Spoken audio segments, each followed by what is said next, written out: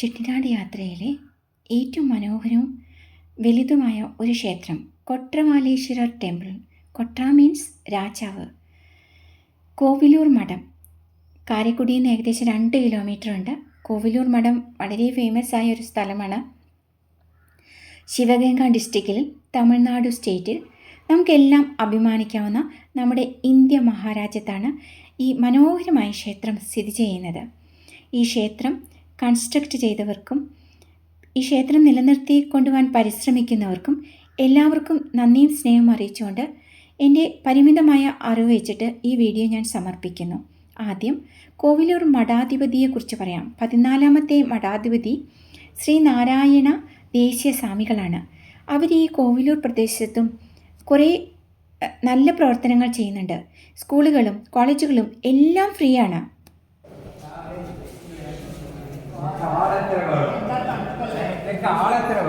അപ്പോൾ ഇത് ശിവൻ കോയിലാണ്, ശിവക്ഷേത്രമാണത്. സ്ഥലത്തിൻ്റെ പേര് കോവിലൂർ മഠം. കോവിലൂർ മഠം. ഇത് കൊറ്റവാള ഈശ്വരൻ എന്നാണ് ഭഗവാന്റെ പേര്. കൊറ്റവാളൻ എന്ന് പറഞ്ഞാൽ രാജാവാണ്.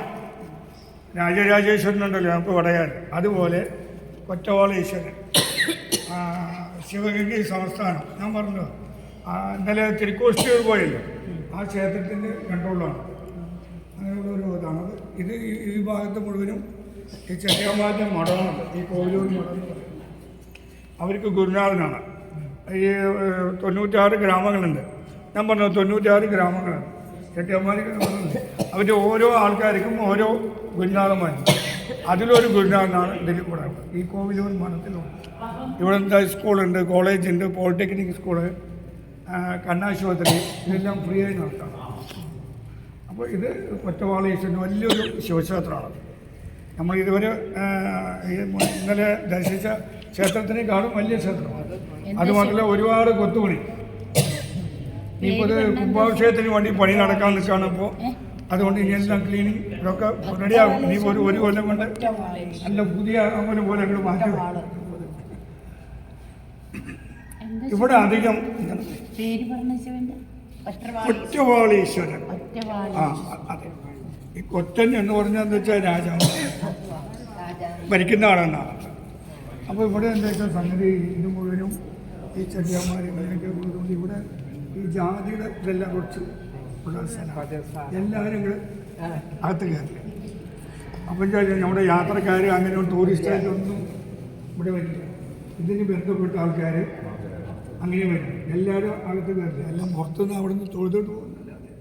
അകത്തല്ല ഈ ജാതിയുടെ ഇതൊക്കെ ഇന്നും ഉണ്ട്. കാരണം ഇത് രാജാക്കന്മാരുടെ ഭരണകാലത്തുള്ളത് അതങ്ങനെ ഇന്നും അത് വരും. അതുകൊണ്ട് ഒരുപാട് തിരക്കൊന്നും കൊണ്ട് ഇതിൻ്റെ അകത്ത് വരില്ല. ഇതിൽപ്പെട്ട ആൾക്കാർ മാത്രമേ അധികം വരും. ഈ ക്ഷേത്രമായിട്ടും ഈ ചെട്ടിയന്മാരിലും ഉള്ള ആൾക്കാർ വരുന്നത്. കോവിലൂർ മഠം എന്ന് എഴുതിയാൽ മതി. നമുക്കിനി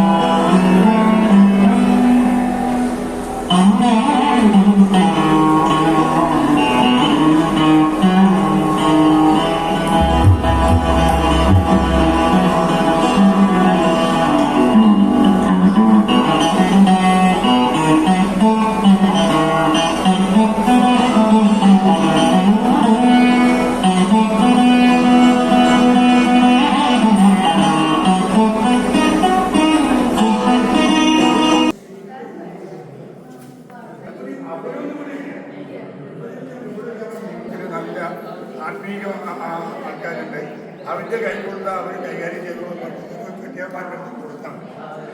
അപ്പം നമ്മൾ രാവിലെ പോയപ്പോൾ അതെല്ലാം അവിടുത്തെ ആ ഭാഗത്തുള്ള ആൾക്കാരുടെ സ്വന്തം ഇതിനാണ്.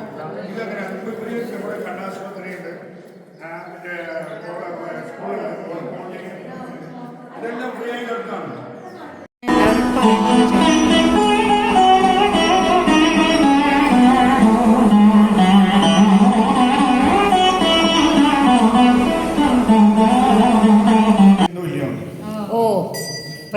പ്രതിബിംബം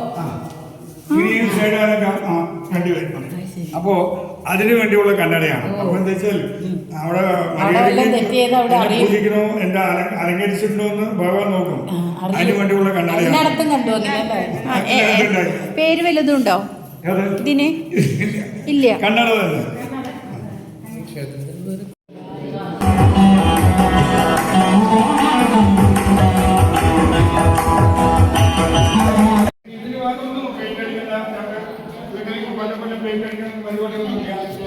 അത് വെയിറ്റ് വാഷിംഗ് ചെയ്യണ്ട.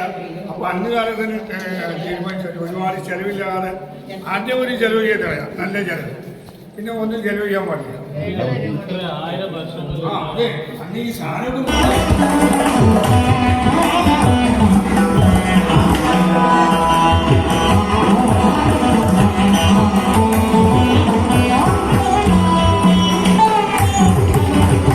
பக்கத்தில் இருக்க கோவிலூர் கொற்றர்வாள் ஈஸ்வரர்னு பேர்.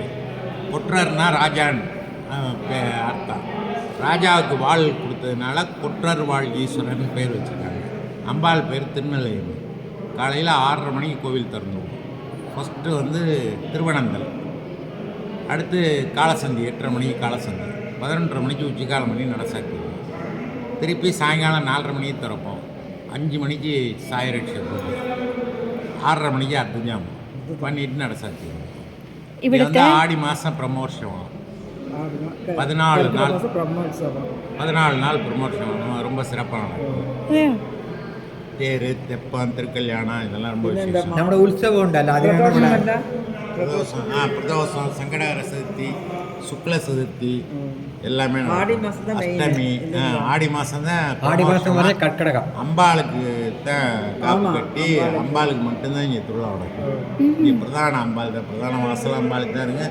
கொடிமரம், பலிபீடம், நந்தி எல்லாமே அம்பாளுக்கு இருக்கும். பாக்கி ஊரில் அம்பாளுக்கு இருக்கு, சிவனுக்கு மட்டும்தான் இருக்கும். இங்கே சிவனுக்கும் இருக்கும், இங்கே இருக்குது. ஆனால் இங்கே தான் கொடி ஏற்றி திருவிழா. இதுதான் அம்பாள் தான் இங்கே ദേവിക്കാണ് മെയിനായിട്ട്. അപ്പോൾ ഇപ്പോൾ ഈ ക്ഷേത്രം നടത്തുന്ന ആരാ ഉള്ളത് ഇവിടെ ചോദിച്ചു നോക്കൂ. இந்த கோவில் இப்போ ஆறு நிர்வாகம் பண்ணிட்டு சிவகங்கை தேவஸ்தானம். ஆமாம், அவங்க இங்கே ராணி மதுராந்தக நாச்சியார்னு அவங்களுக்கு 130 கோவில் இருக்கு. 130 അമ്പലമുണ്ട് ഒരാളുടെ കീഴില്. ആള് ഇവിടെ ജീവിച്ചിരിക്കുന്നുണ്ടോ? இல்ல, பக்கத்துல சிவகங்கைன்னு சொல்லி 5 அரண்மனை இருக்கு, அதுல இருக்காங்க ராணி, அவங்க மகாராணி. அல்ல, அது எவ்வளோ கிலோமீட்டர் இருக்குது, போனால் பார்க்க முடியுமானாக்கும் கேட்குறாங்க. சிவகங்கை 45 கிலோமீட்டர். இവിടുന്ന് 45 കിലോമീറ്റർ ഉണ്ട്. சரஸ்தார், ஆஃபீஸ் ஸ்டாஃப்ஸு அவங்க ஒரு 100-150 பேர் வேலை பார்க்குறாங்க ஆஃபீஸில், அவங்க ஆஃபீஸில் அங்கே. ஆமாம், சிவகங்கையில். சிவகங்கையில் அரண்மனை இருக்குது, அதில் இருப்பாங்க. ராணி சிவகங்கையிலையா ഈ കുംഭവിഷയത്തിന് വേണ്ടി അവിടത്തുള്ള ഭഗവാനെ പുറത്തെടുത്ത് വെച്ചിട്ട് ബാലാലിയ പറഞ്ഞിട്ട് ഭഗവാൻ பண்ணல, கோபுரம் மட்டும் தான் பண்ணேன். ஆமாம், இது மட்டும் தான் எடுத்துருக்குறாங்க. கோபுரம் மட்டும் பாலாலயம். അത് കുംഭവിഷയം.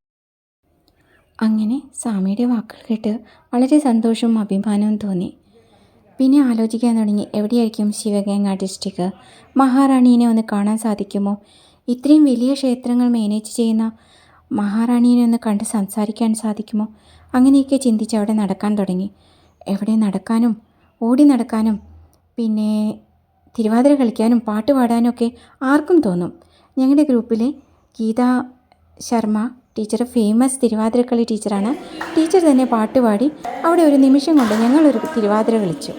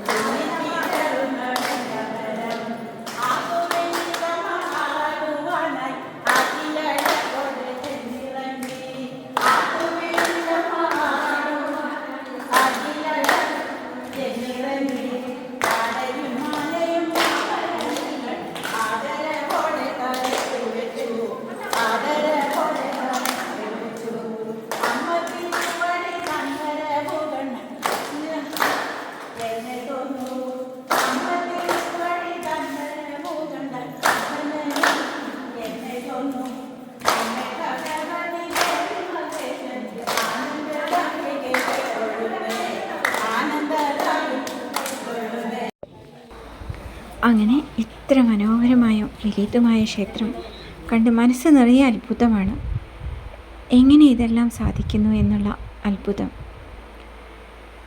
അവിടെ നിന്ന് ഞങ്ങളെല്ലാവരും കൂടി ഒരു ഫോട്ടോ എടുത്ത് വീണ്ടും യാത്ര തിരിക്കുകയാണ്.